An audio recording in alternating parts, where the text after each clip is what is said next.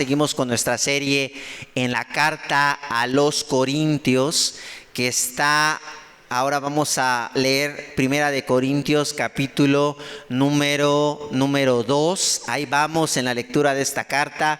Y recuerden que nuestra serie tiene como título Desafiando a la cultura, abrazando la cruz. Así se llama nuestra serie. Desafiando a la cultura, abrazando a la cruz. Y hoy vamos a meditar en la primera carta a los Corintios, capítulo número 2. No sin antes recordarles, ¿verdad?, qué es lo que estamos viendo. Recuerden que esta carta, si tú lees la carta a los Corintios, toda la carta tú te vas a encontrar con un mensaje muy importante. Y el mensaje del apóstol Pablo, que fue quien la escribió, es el siguiente. Él está diciendo a la ciudad de Corinto y a la iglesia, les está diciendo, la cultura en la cual ustedes están viviendo, las creencias que ustedes tienen, necesitan ser redimidas, necesitan ser transformadas por el evangelio de Jesucristo. Ese es el mensaje del apóstol Pablo en esta carta. El apóstol Pablo constantemente va a estar hablando a la cultura de los corintios y los va a confrontar. Va a confrontar su manera de pensar, va a confrontar sus creencias. Y él les va a decir la forma en que están pensando, las cosas que creen no son correctas. Tienen que conocer el evangelio de Cristo. Y así que este mensaje no se trata de la iglesia hace más de 2000 años. Tiene que ver con nosotros. Porque nosotros también vivimos en una cultura que necesita ser transformada. Y que la iglesia ha adoptado algunas creencias, algunos principios de esta cultura. Y que nosotros vivimos bajo esos principios. Y que el evangelio viene, nos incomoda y nos dice, de esa manera no deben de estar viviendo. Así es que este es el mensaje de esta carta a los Corintios. Y vamos a leer ahora el capítulo número 2. Primera de Corintios, capítulo número 2. Y el sermón de esta mañana tiene como título una mentalidad asombrosa. Fíjense bien cómo se llama el sermón de esta mañana. Una mentalidad asombrosa. Y voy a leer Primera de Corintios, capítulo número 2. Pongan mucha atención lo que dice esta carta. Vean lo que dice el apóstol Pablo a la iglesia en Corinto. Dice, yo mismo, hermanos, cuando fui a anunciarles el ministerio de Dios, no lo hice con gran elocuencia. ¿Y qué dice? Y sabiduría. Me decidí más bien, estando entre ustedes, a no saber de cosa ¿qué? Alguna, excepto, vean la predicación del apóstol Pablo, excepto de Jesucristo y de este crucificado. Es más, me presenté ante ustedes con tanta debilidad que temblaba de miedo. No les hablé ni les prediqué con palabras sabias y elocuentes, sino con la demostración del poder del Espíritu, para que la fe de ustedes no dependiera de la sabiduría humana, sino, ¿qué dice ahí? Sino del poder de Dios. En cambio, hablamos con sabiduría ante los que han alcanzado madurez, pero no con la sabiduría de este mundo, ni con la de sus gobernantes, las cuales terminarán, ¿qué dice el apóstol Pablo? En nada. Más bien exponemos, vean lo que dice el apóstol, el misterio de la sabiduría de Dios. Y vean cómo la describe. Una sabiduría que ha estado escondida y que Dios había destinado para nuestra gloria. ¿Desde cuándo? Desde la eternidad. Ninguno de los gobernantes de este mundo la entendió, porque de haberla entendido no habían crucificado al Señor, ¿qué dice? De la gloria.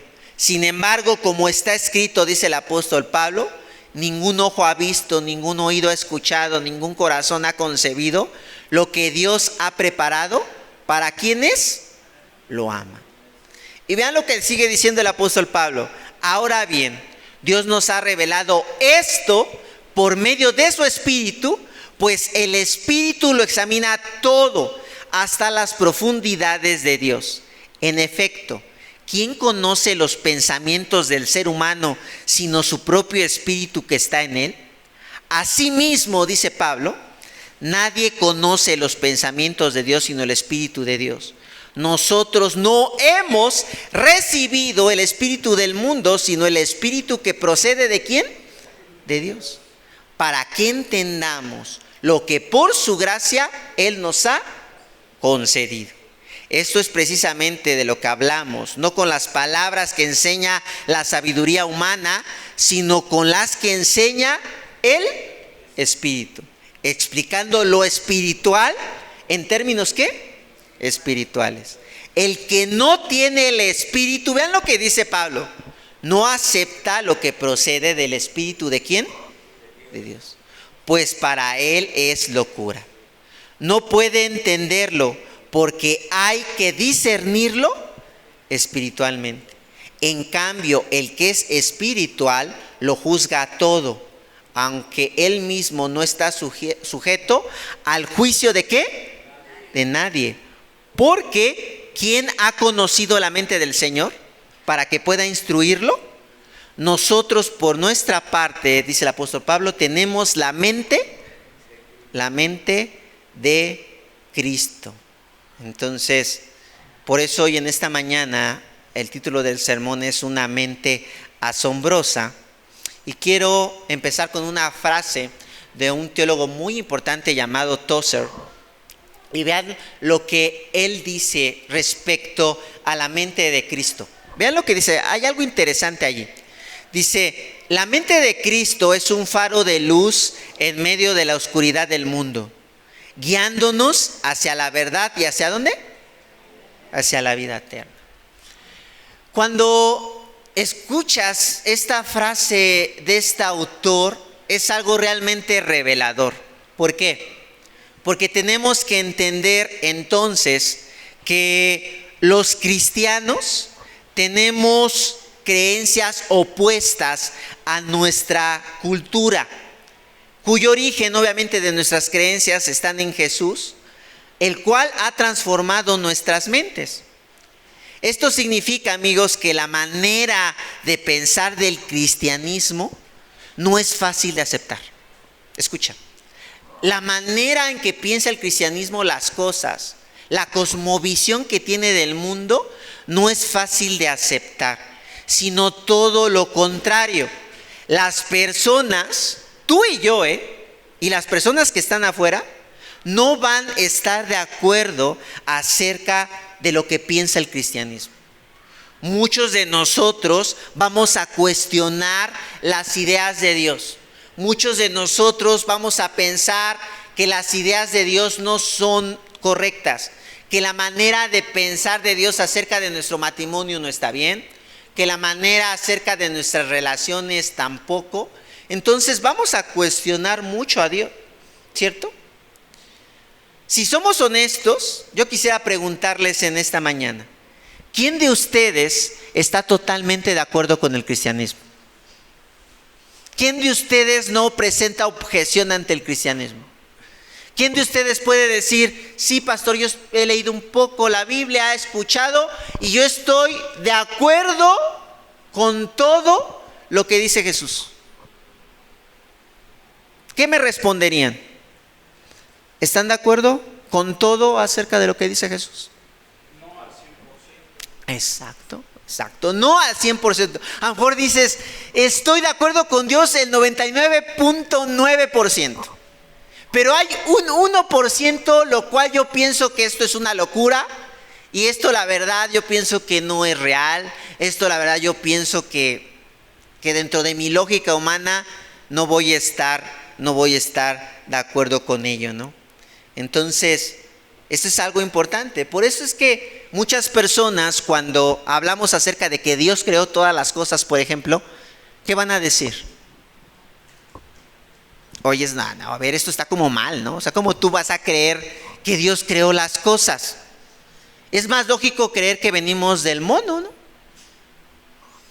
Es más lógico pensar que un mono evolucionó y de repente empezó a leer, de repente empezó a hablar. Es más lógico creer eso que creer que que Dios hizo todas las cosas, ¿no? ¿No es más lógico creer que venimos del mono? Y a lo mejor muchos de ustedes dicen, no, pues sí, pasó, es más lógico creer que venimos del mono. O a lo mejor es más lógico creer que venimos de una explosión, el Big Bang, y que esta explosión fue tan perfecta que hizo las cosas tan perfectas en este mundo, que hizo seres humanos, animales y todo tan perfecto en la creación, y es más difícil creer que Dios hizo las cosas perfectamente. O sea, realmente nosotros cuestionamos lo que hizo Dios, ¿no? Hay otros, por ejemplo, ¿no? Cuando hablamos del matrimonio, ¿no? Y decimos, es que Dios hizo la relación en pareja para que estemos unidos, para que nos casemos. Y entonces muchos dicen, a ver, pastor, me parece una muy buena idea, me gusta, pero fíjese que me atrae más esta idea de que, pues vivir en unión libre, ¿qué les parece? Es mejor, porque si yo me caso, pues tengo problemas. Mire, si yo me caso, pues entonces, si al rato viene un divorcio, pastor. Pero si Dios dice eso, no, mire, creo que Dios se equivocó, porque creo que Dios debió de haber dicho mejor en unión libre, porque si yo tengo algún problema, mire, nos evitamos el abogado, nos evitamos también que nos estemos peleando, que ella se quede con mis cosas o él con mis cosas. Entonces mejor, la unión libre funciona mejor. Pero la pregunta es, ¿realmente qué es lo que está diciendo Dios? Cuestionamos la forma de pensar de Él. No me convence lo que me dice. Por ejemplo, el sexo también. ¿Dios qué hizo? Nos hizo hombres y... Pero entonces vienes y empiezas a cuestionar, a ver. Pero yo creo que Dios se equivocó también en esta creencia, en esta idea. Los cristianos están mal porque yo creo que el amor se debe de vivir en todas sus facetas. Mientras se amen hombres con hombres, mujeres con mujeres, ¿no han visto que a lo mejor una relación entre un hombre y un hombre es mejor que una relación entre un hombre y una mujer? Yo los veo a veces peleándose más esta relación que ellos. Entonces, ¿por qué pensar que Dios diseñó esto no me gusta, no estoy de acuerdo? ¿No?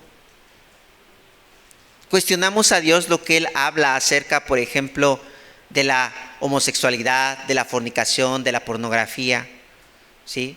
Otros cuestionamos la idea, por ejemplo, de que la iglesia es vital. No, yo creo que, ¿qué les parece? No nos reunamos cada 8 días. Podemos ser cristianos sin venir a la iglesia. ¿Qué les parece mi idea? Y a lo mejor a muchos les convence, no lo sé. Pero esto no es el pensamiento de quién. Y cuestionamos a Dios, decimos, pues mira, yo voy a la iglesia y sigo siendo el mismo, no le veo utilidad. Cuestionamos. Es una exageración venir cada 8 días. O cuando hablamos también acerca de que el trabajo es para Dios, decimos, el trabajo es para Dios, no, el trabajo es para mí, lo que gano es para mí, pero el trabajo es algo más que ganar dinero y estar bien, que nuestro propio bienestar. El evangelio, Dios pone al trabajo como algo en el cual nosotros podemos servir a los demás. Entonces, el cristianismo, amigos, es incómodo para nuestra mente. Es muy incómodo. Y si el mensaje del cristianismo te está incomodando, yo puedo decir gracias a Dios por ello, porque eso es lo que siempre el cristianismo tiene que hacer. Tiene que incomodar la manera en que las creencias que tienes y la manera que estás pensando. Porque cuando el cristianismo exhibe tu manera de pensar, está exhibiendo tu corazón roto y tu corazón, escucha, rebelde hacia Dios. Repito, cuando tú no estás de acuerdo con el cristianismo, se está revelando algo que es verdad. Se está revelando la rebeldía que tenemos hacia Dios. Así es que la idea es, ¿necesitamos una mente nueva cada uno de los que estamos aquí? ¿Tú necesitas una mente nueva? Sí. ¿Yo la necesito? Sí. El problema es que tú vengas aquí y pienses que no la necesitas. Necesitamos una mente nueva, una mente llena de Cristo. Así es que en esta mañana rápidamente voy a hablar de 3 cosas. De una mente humilde, una mente llena de gracia y una mente incomprensible. Repito, Dios nos da una mente humilde, una mente llena de gracia y una mente incomprensible. Voy a la primera, una mente humilde. Voy a leer del verso 1 al 6. Vean la manera en que Pablo habla y le dice a Corintios. Dice: yo mismo, hermanos, cuando fui a anunciarles el misterio de Dios, no lo hice, ¿qué dice? Con gran elocuencia y sabiduría. Me decidí más bien, estando entre ustedes, a no saber de cosa alguna, excepto de Jesucristo y de este crucificado. Es más, me presenté ante ustedes con tanta debilidad que temblaba ¿de qué? De miedo. No les hablé ni les prediqué con palabras sabias y elocuentes, sino con la demostración del poder ¿de qué? Del Espíritu. Para que la fe de ustedes no dependiera de la sabiduría humana, sino del poder ¿de quién? De Dios. En estos versículos encontramos algo bien importante, una verdad que debe de retumbar en nuestros corazones. Una mente nueva comienza con la humildad. Escucha bien esto. Una mente nueva comienza con la humildad. La pregunta en esta mañana que te quiero hacer es: ¿cómo se dirige el apóstol Pablo a la iglesia de Corinto? ¿Se dirige con orgullo? ¿Se dirige con altivez? ¿Se dirige diciendo: a ver, yo sé que no están bien, así es que hoy vengo a decirles que la manera en que están viviendo está mal? Hoy vengo a decirles que lo que ustedes deben de hacer. Hoy vengo a decirles que deben de dejar todas las prácticas vergonzosas que están haciendo. ¿Así se acerca el apóstol Pablo? ¿Cómo se acerca?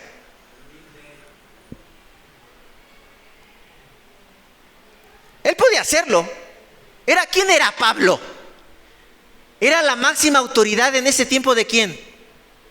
De la iglesia. Él pudo haber dicho: a ver, ya llegó el apóstol de Jesucristo, el que tiene la verdad, el que lo sabe todo. Así es que ustedes están muy mal y véanme a mí. Así se debe de vivir la vida cristiana, como yo la estoy viviendo. Imítenme. Dejen de estar haciendo las cosas que hacen en sus matrimonios, con sus hijos, con sus amigos, la manera horrible en que están viviendo. Síganme a mí. ¿Eso hace Pablo? Dice todo lo contrario, que él se acerca. ¿Y de quién les habla? ¿De Jesús? Ajá. Dice que hasta temblaba de miedo. Por eso dice en el verso 2: me decidí más bien, estando entre ustedes, a no saber de cosa alguna excepto de Jesucristo y de este crucificado. Es más, me presenté ante ustedes con tanta debilidad que temblaba ¿de qué? Ahora, piensa un poquito en ti. Piensa un poquito en tu corazón. ¿Cómo te presentas tú ante las personas para hablar acerca de cómo están viviendo? ¿Cómo te presentas? ¿Como Pablo? ¿Con humildad? ¿O le dices: ven para acá, Karen, porque estás viviendo mal y quiero sentarte y te voy a enseñar qué es lo que tienes que hacer para ya no seguir viviendo como lo estás haciendo? ¿Así se acerca Pablo? Se acerca con debilidad. Se acerca y le dice Pablo a los corintios: Rosario, yo no soy mejor que tú, porque ¿sabes qué? Yo peco al igual que tú. Y eso que tú estás haciendo, yo también lo hago de diferente manera. Pero ¿sabes qué, Rosario? Hay alguien que está cambiando mi corazón y mi mente. ¿Y quién es ese? Jesús. Jesucristo. Él puede cambiarte. Él piensa esto acerca de lo que tú estás viviendo. ¿Se dan cuenta cómo Pablo se acerca con humildad? Pero ¿cómo somos nosotros ante las personas que no conocen la fe?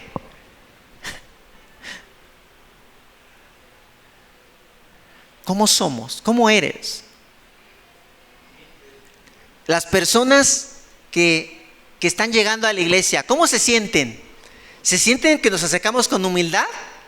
¿O se sienten que nos acercamos como que, a ver, ven, te voy a arreglar, porque estás bien mal? Esperemos que así sea.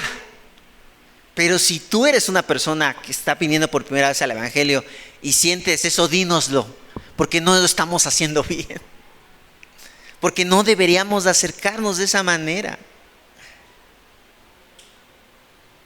Si somos sinceros, muchos cristianos nos somos orgullosos y queremos decir siempre, esta es la verdad. Tómala o déjala. ¿No? Mira, la forma de corregir a tus hijos es la siguiente. Ahí te va la receta. Mira, eso es lo que yo hago. Y mira cómo mi hijo Manuel se porta tan bien, ¿no? Velo. ¿No? Así somos. Mira, de esa manera debes de educar a sus hijos. Mira, de esa manera debes de educar a tu esposa, a tu esposo. ¿Los vemos con misericordia?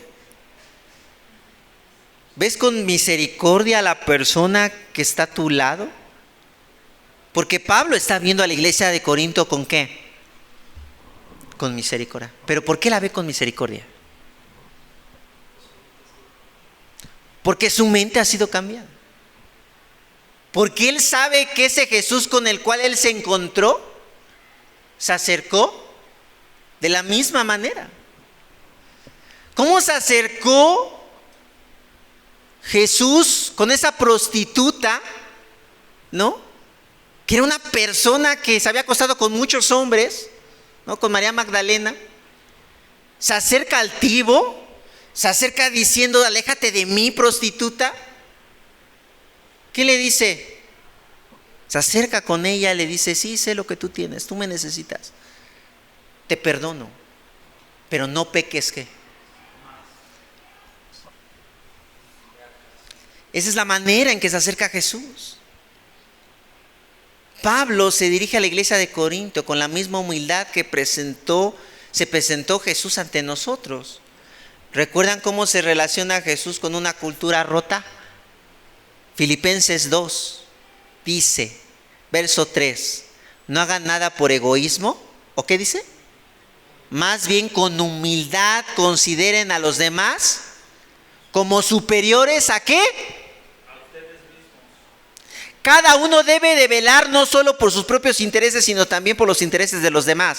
La actitud de ustedes debe de ser como la de Cristo Jesús, quien siendo por naturaleza Dios, no consideró al ser igual a Dios como algo a que aferrarse. Por lo contrario, se rebajó voluntariamente tomando la naturaleza de siervo y haciéndose semejante a los seres humanos. Y al manifestarse, dice, como hombre, se humilló a sí mismo y se hizo obediente hasta la muerte y muerte de cruz. El Dios del Evangelio pudo haber exterminado a todos, decir ya basta, desde aquí, desde donde estoy. Pero Él humildemente viene, se hace hombre como tú y como yo, y viene a vivir esa vida que tú y yo no podíamos vivir. Viene y muere por ti y por mí. Esa es la manera en que el Hijo de Dios se relaciona con una cultura rota.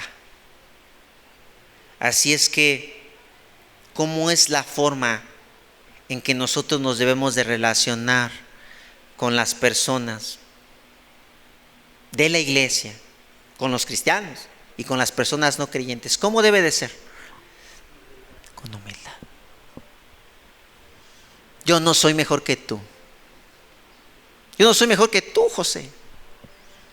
Yo no soy mejor que tú, Israel. Yo no soy mejor que tú, Itzem.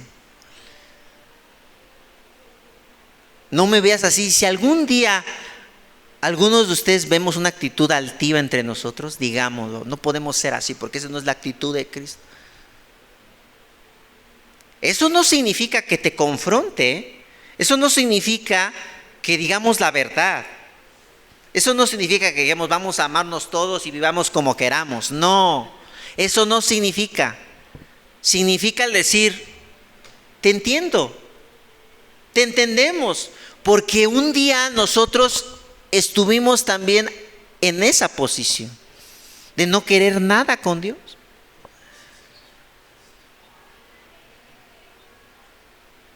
Nosotros éramos también esas personas que no queríamos nada con Él.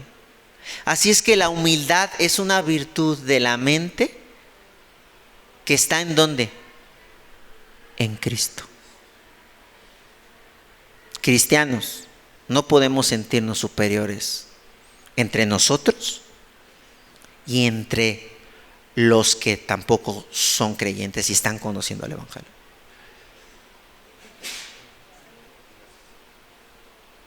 Tenemos que pedirnos perdón si algún día nos hemos presentado así.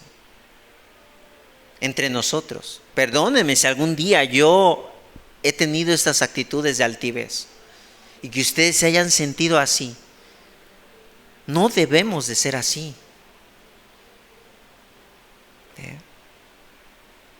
Debemos de decir con toda humildad, necesitas de Jesús, al igual que yo lo necesito. Y quiero ayudarte a cambiar. En Él hay perdón. Yo no me soy mejor que tú, pero Cristo renueva tu mente, renueva la mente de los pecadores y nos da una oportunidad de vida. Así es que la pregunta fuerte en esta mañana para tu corazón es la siguiente: ¿hay humildad en tu mente? ¿Hay humildad en tu mente? O a veces te crees superior en casa, ¿no? A lo mejor tu mamá no es creyente y tú dices, soy mejor que tú.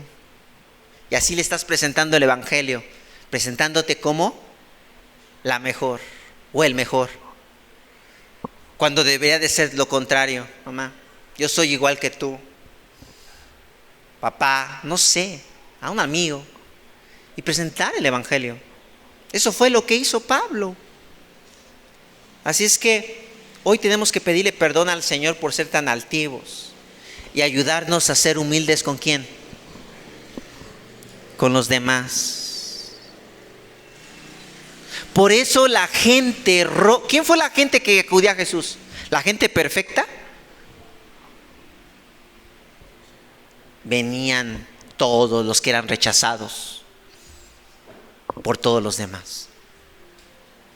Porque sabían que en Cristo eran ¿qué? Aceptados. No que siguieran viviendo como estaban viviendo mal, pero Él los renovaba, les decía, vete y no hagas lo mismo. Había una renovación. ¿Cómo se sentiría si un homosexual estuviera aquí? ¿Cómo se sentiría si una prostituta estuviera aquí? ¿Qué le diríamos? ¿Le diríamos simplemente estás mal? ¿O les hablaríamos acerca de lo que Jesús ha hecho en nuestras vidas y que nosotros no somos mejores que estas personas? Dice Charles Spurgeon, el gran predicador del siglo XIX, dice, la humildad es el sello distintivo de un corazón redimido. Nos hace ver todo lo que somos y lo que tenemos es un regalo de Dios y que nuestra mayor riqueza es conocer a Cristo. Gracias, Cristo, por conocerte.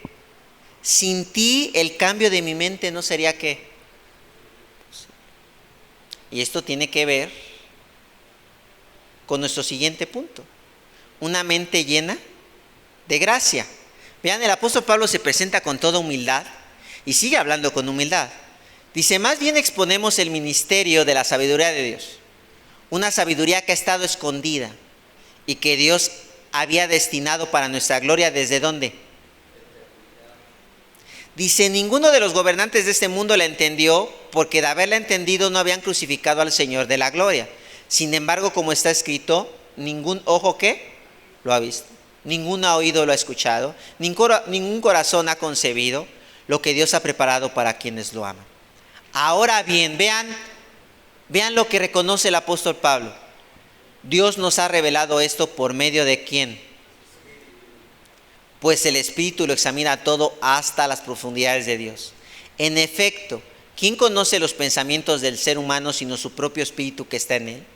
Asimismo, nadie conoce los pensamientos de Dios sino el espíritu de ¿quién? Y vean lo que dice, que es lo que quiero recalcar. Nosotros no hemos recibido el espíritu del mundo, sino el espíritu que procede de Dios, para que entendamos lo que por su gracia Él nos ha concedido. Una mente nueva, escucha, es obra tuya, mía. ¿Ustedes entienden ahora un poco más de lo que es Dios gracias a mis predicaciones? No. Yo puedo estar aquí, puede venir una persona y ustedes pueden seguir conociendo a Dios. Ustedes conocen a Dios porque un día dijeron, ya entendí lo que dice la Biblia, ahora sí, soy bien inteligente. Y yo sí lo entendí. Tú, Rosario, ya, o sea, ya llevas 3 años y no has entendido. Ay, mi vecino, yo ya le enseñé, le hablé acerca de quién es Dios y sigue igual. ¿Somos nosotros quien cambia a las personas? Pablo sabe que él no puede cambiar la cultura de Corinto. El único que puede hacerlo, ¿quién es? Dios. ¿Quién puede cambiar el corazón de esa persona que tú amas y que no conoce a Dios? Dios. No yo. Piensa en la persona que tú a lo mejor con altivez estás dirigido y le has dicho, ya cambia, ya deja de ser esa persona que deberás de ser. Y te has desgastado.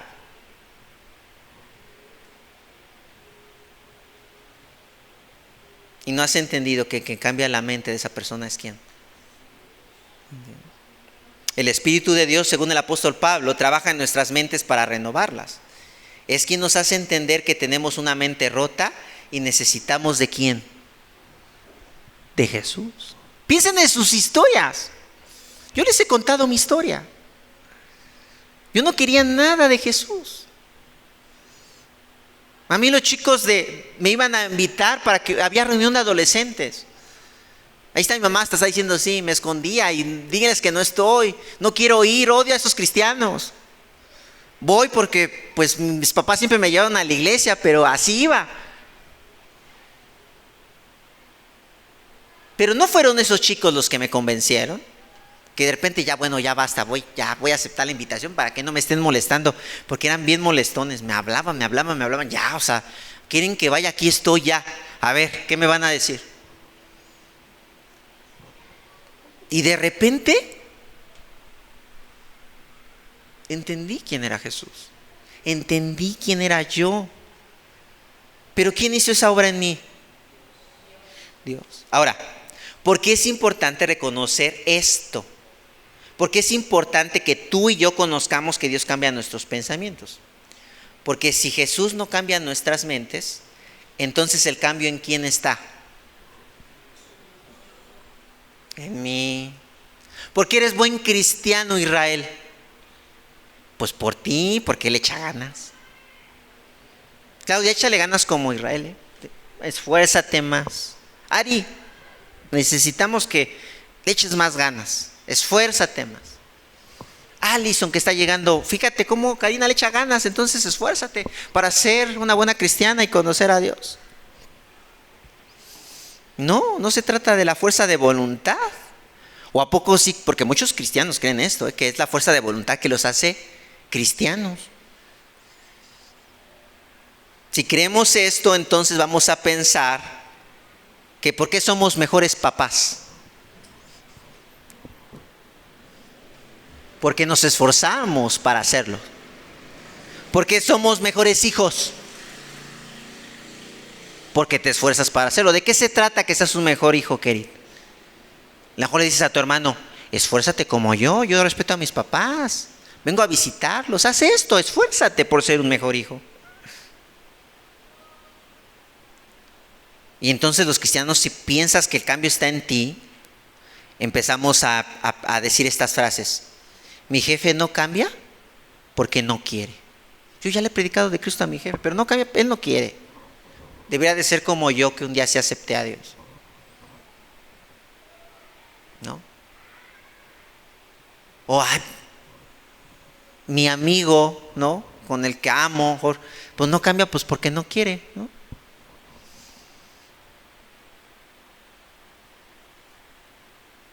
¿El cambio de mente está en nosotros? No, pero la cultura dice que sí. Y esto ha infectado la iglesia, la ha infectado, porque esto hace que las personas, fíjense, que están conociendo a Dios, digan, híjole, se sientan mal, porque dicen, quizá yo no le estaba echando las suficientes ganas como esta persona para conocer a Dios. Pero pues es que no puedo, intento, pero no puedo. Pero no se trata de ganas, a pesar de la cultura te está diciendo eso.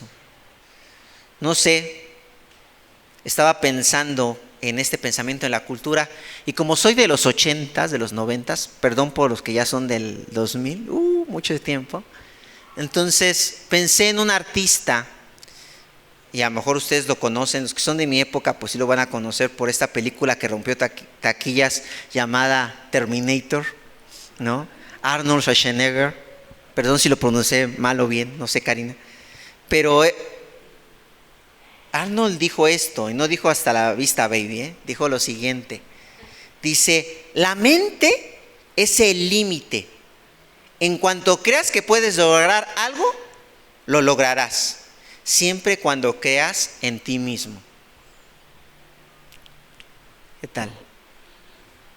Pueden lograr todo lo que ustedes quieran en su mente. ¿Sí? Tú quieres ser un buen cristiano, propóntelo mentalmente. ¿Se puede? No. El mensaje de Pablo era todo lo contrario. Era nuestra mente no tiene la fuerza para cambiarnos, porque solo Jesús. Y si tú eres honesto, muchos de nosotros hemos intentado cambiar con nuestra mente, pero no podemos. Si eres honesto, o cambiarás algunas cosas, pero algunas cosas otras no. El mensaje de Pablo es todo lo contrario. Nuestra mente no tiene la fuerza para cambiarnos, solo Jesús puede hacerlo, y es su gracia el que lo hace. Buda decía lo siguiente: la mente es todo. En lo que pienses, te conviertes. ¿Es verdad esto? Yo sé que muchos sí creen eso, porque yo también lo creo a veces. Y hay muchos cristianos que sin saberlo son budistas. ¿Cómo la ven?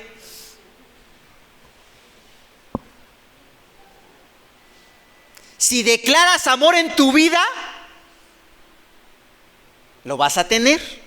Piensa, amor, amor, amor, amor. Da amor.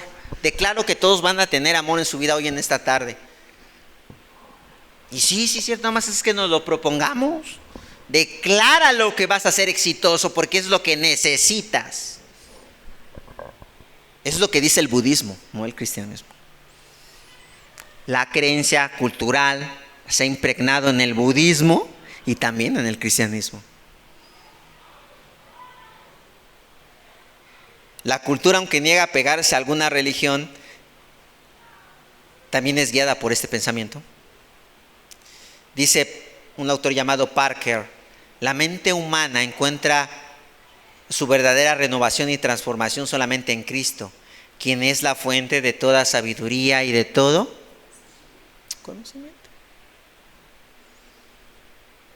Porque cuando venimos a Cristo, Cristo siempre nos enseña lo siguiente: tú eres un pecador y por lo tanto tu mente no está bien. Hay cosas que tú piensas que están mal.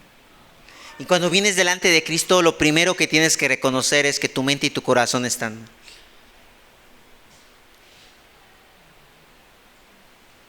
Y por eso, dice Parker, por eso lo renueva. Así es que el llamado de Dios en esta tarde para nosotros y para la iglesia de Corinto en Pablo es que reconozcamos nuestra incapacidad para cambiar. No puedes solo, ya lo intentaste. Pero con toda humildad, dilo también: yo también necesito cambiar. Nos necesitamos unos a otros para cambiar, iglesia.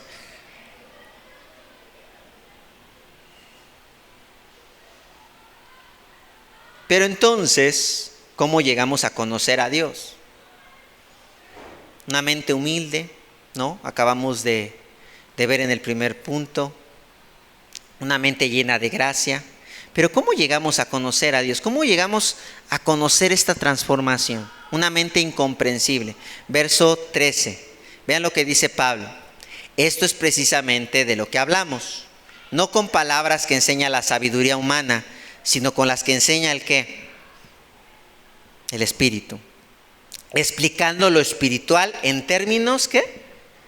Espiritual. El que no tiene el Espíritu no acepta lo que procede del Espíritu de Dios, pues para él es locura. No puede entenderlo porque hay que discernirlo espiritualmente. En cambio, el que es espiritual, dice, lo juzga todo, aunque él mismo no está sujeto al juicio de nadie, porque ¿quién ha conocido la mente del Señor para que pueda instruirlo? Nosotros por nuestra parte, dice Pablo, tenemos la mente de... ¿Cómo llegamos a tener esta mente que reconozca la gracia, que hable de humildad? En estos versículos podemos ver que Dios realmente es incomprensible, pero sí se da a conocer de una manera. ¿Cómo podemos conocer la mente de Dios? ¿A través de quién? De Jesús. Pablo sabe que todo lo que está pasando en Corinto forma parte de una realidad espiritual. El hombre está alejado ¿de quién? De Dios. Esto es el resultado de la decadencia moral en la sociedad, en la ciudad de Corinto y en la iglesia. Hay una realidad espiritual que, nos guste o no, es que es verdad. Y esta realidad espiritual es que el hombre se rebela contra quién. Y para que las cosas cambien en esta realidad espiritual que está creando un caos en todos lados, es que haya una reconciliación entre el hombre y quién, y Dios. ¿Y eso quién puede hacerlo solamente? Jesús. Esta realidad espiritual es muy misteriosa, ¿cierto? Dentro de nuestra lógica empezamos a decir, pero ¿por qué Dios lo hace de esa manera? ¿Por qué no lo hizo de otra forma? ¿Realmente existe esto? No tiene sentido. Por eso Pablo dice, les estoy hablando en términos ¿qué? Espirituales. Y esta es la manera en que Dios eligió salvar al mundo. Es en Jesús donde todo el desorden cultural tiene sentido y donde encuentra esperanza. ¿Por qué decidió Dios hacerlo así? ¿Por qué no lo hizo de otra forma? ¿Por qué tiene que ser a través del cristianismo? Porque Él es Dios y así lo decidió. Por eso Pablo dice, en cambio, el que es espiritual lo juzga todo, aunque él mismo no está sujeto al juicio de nadie. ¿Por qué? ¿Quién ha conocido la mente del Señor para que pueda? Nadie. ¿Te has preguntado por qué soy cristiano? ¿Por qué estoy aquí?